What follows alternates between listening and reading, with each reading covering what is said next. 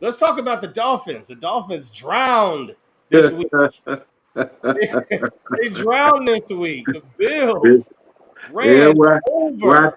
I told Ran you that over the 70 Dolphins. points. It's 70 points. I told you that 70 points. Don't be looking at that 70 points and thinking that they're gonna go in Buffalo and beat Buffalo.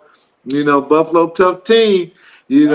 And they dominate. They dominate the Dolphins overall. If you look at the statistics, they dominate.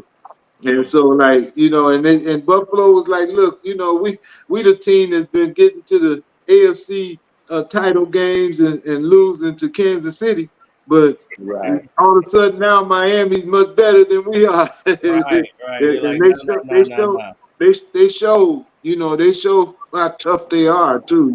So they just brought them. They brought Miami back down to earth. That's what happened. Yeah. Good to see Not, DeMar not, Hamlin, even though DeMar Hamlin played, he put it on special teams. Just good to see him back in some action. I can only imagine how that was uplifting for the rest of Oh yeah. his teammates. So yeah. just even though he was playing, special teams, but just being out there making the plays, something Yeah, like man. that. Right. That's some added energy. I'm sure that they Oh all yeah, had. it motivated them. Yeah. Yeah, absolutely. What do you think it did to the Dolphins? I mean, they definitely were flying high, dominating performances.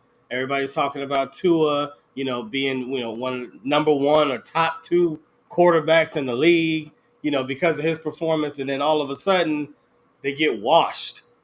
They just Yeah. literally get washed. What do you think that did as they found themselves back in the locker room, after the clock read zeros?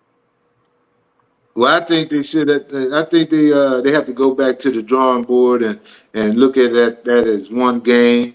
That's one game. One game don't make a full season, and go and look at the film and see what they did right and see what they did wrong, and come out next week and show up. They got to play better. They know they have to play better. They went down to Buffalo and maybe they thought that, everybody with the hype of how all the speed that they have, and they were just gonna go down there and fly by, the Buffalo Bills, and so now they have to go back home and think about it. Okay, well, what did we do right and what did we do wrong, and look at this week, and forget about last week and look ahead for week 5. They're gonna put up 45 points against the Giants. We'll see. They play the Giants this week. They're gonna put up 45 points against the Giants, and they're gonna forget all about that Buffalo loss. So this week they're gonna put up about 45 points against the Giants. For sure. Yeah, they're gonna. It might seal the deal for the coach for the Giants. Oh yeah, he's out the door. Yeah, that's a good point. Going to the chat, my man Jay Militant. He represents that Niner gang. He said that Dallas said they're going to use Trey Lance's knowledge of their system as leverage. Wow. Hey, use what you got. You know what I'm saying? We bought him. We bought him. We get everything he knows. Well, that might help him out a little bit. Trey Lance knows the offense, and so maybe he might help him out a little bit with their defense.